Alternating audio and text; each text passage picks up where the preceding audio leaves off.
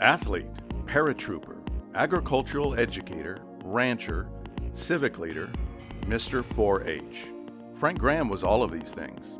There's a famous poem about the importance of the dash, that mark between our birth date and the date of our passing on our tombstone. Frank sure seemed to know how to get a lot squeezed in and how to live over the length of his dash.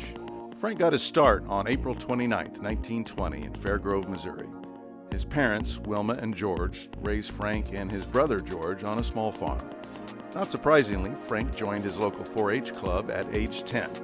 It was that local 4-H leader, Ralph Ricketts, who encouraged him a few years later to apply to the University of Missouri. In the interim, Frank is becoming a pretty good baseball pitcher. On the baseball field, he had a few peers.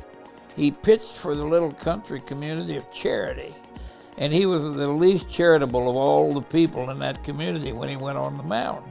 But his dad and his mentor, Ralph, both cautioned him to remember that eventually arms fail and he'd better get a college education. And so Frank entered the University of Missouri in Columbia in the fall of 1938. His time at MU was well spent. He majored in agriculture and got his degree in 1942, but not before becoming one of MU's best baseball pitchers. He helped guide his team to not one, but two Big Six baseball championships in 1941 and 1942. Frank took his college degree and stationed himself at the University Extension Office in Wright County. And then in 1944, he decided to join the Army. Frank was stationed in Fort Benning, Arkansas, and first became a paratrooper, and then a paratrooper instructor. He returned to Missouri in 1945 and promptly became the extension agent in Johnson County. The baseball still tugged at the talented right-hander with the nasty fastball and the three-quarter curve. And so he joined an area semi-pro team. Visiting teams that went down to defeat against Frank's pitching included none other than the famed Kansas City Monarchs. A few years after returning from the war, he was one of 8 founding members to create the Missouri State 4-H Foundation.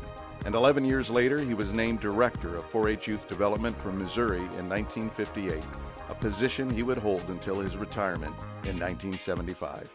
Frank would spend 50 years on the Missouri Board of 4-H Foundation Trustees. Through his dedication and skillful mentoring, he would influence tens of thousands of young people in all 115 Missouri counties. Most 4-H programs were virtually segregated, including in Missouri. But over his years of service and leadership, working closely with Lincoln University and with other leaders around the country, Missouri and other states moved into the era of openness and inclusion for all young people. Frank's first love, Emma Jean, passed away in 1985. They had been married over 40 years and produced Judy and Jerry. After a little while, Frank met another lifelong 4-H'er, one from Illinois named Olive Briggs, and Frank and Olive married in 1986, and the family grew even bigger. Retirement was not a quiet affair for a person like Frank. He would run for office in 1986 and was elected to a 4-year term as Boone County's presiding commissioner.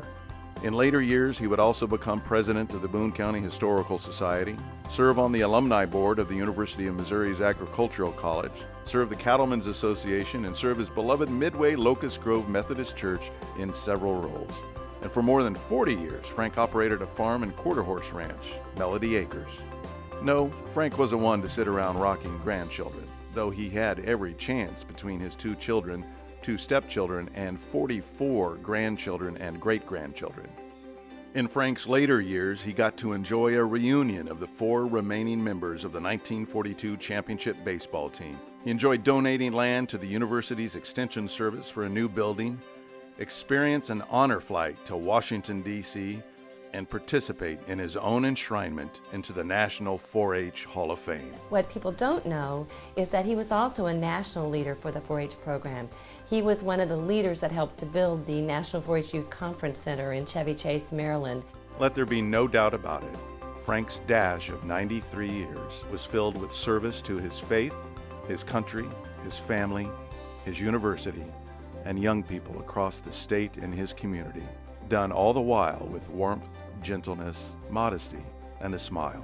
It doesn't surprise me that Frank Graham would be going into the Boone County Hall of Fame. He was always a leader, whether it was in the 4-H program or as a county commissioner, and interested in bettering this community. He was one of those people that never met a stranger. He was the perfect leader for 4-H and extension work. If ever a person deserves to be there, it's Frank Graham. Please welcome into the Boone County Hall of Fame, Mr. Frank Graham.